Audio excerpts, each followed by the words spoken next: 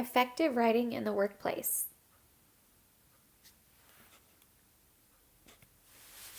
Benefits of effective writing. Effective writing skills can benefit your career because you'll appear credible, intelligent, and capable, while in contrast, poor writing skills can hinder your career.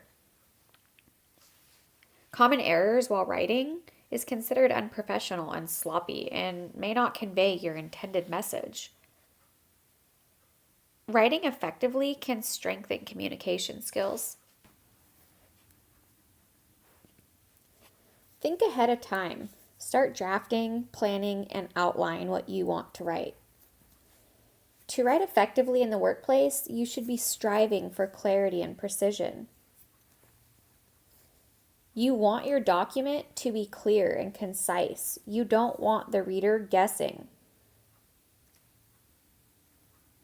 Concise writing explains difficult ideas in a simpler way, which makes them easier to understand. Make sure your main point is evident. Also, make sure that you're writing your document aimed at the intended audience, not yourself. Ask yourself who will be reading this. Does it fit?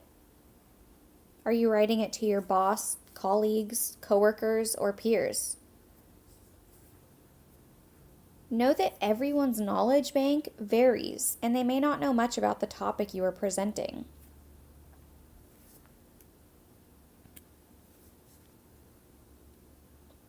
Some tips that are important.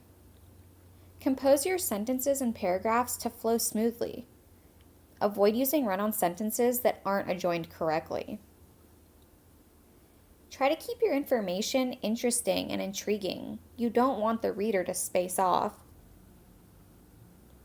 Your sentence should include a complete idea, which also includes a subject and main verb. To write with clarity and precision, you need to identify the subjects and verbs. This helps you navigate your sentence structure and creates a good flow. When creating a sentence, the most important actor is the subject. The action that is the most important is the verb, and the shorter the subject, the better. The most precise, glowing verb is the best verb. You should know the difference between subject and content. Your content should match the main idea. Then you should build your sentence in a way that is easily understood while avoiding jargon. When applying researched information, sources need to be cited correctly. Make sure you have your facts set straight and make sure those facts are cited correctly, either in AMA format, APA, or MLA.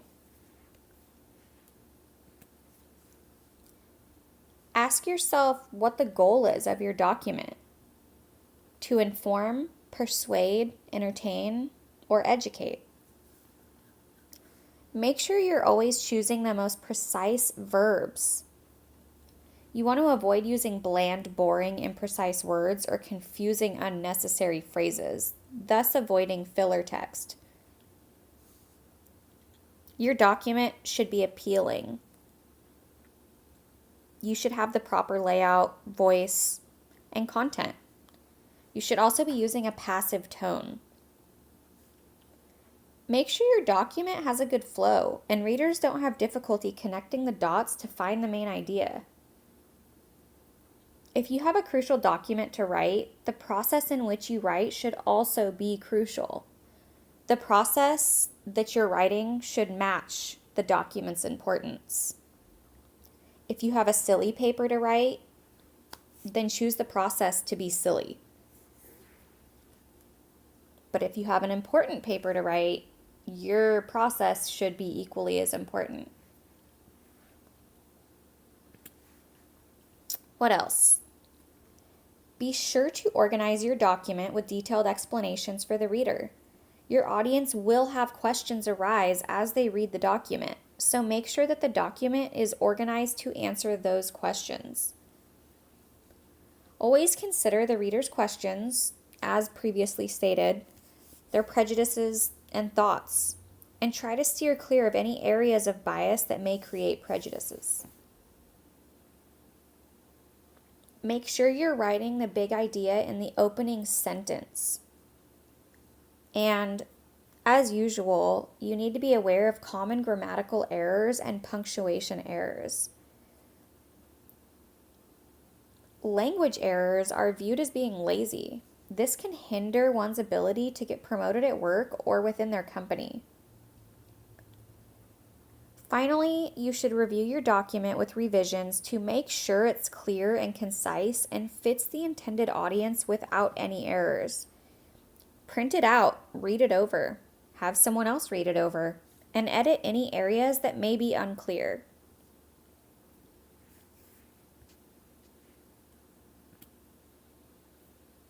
Conclusion.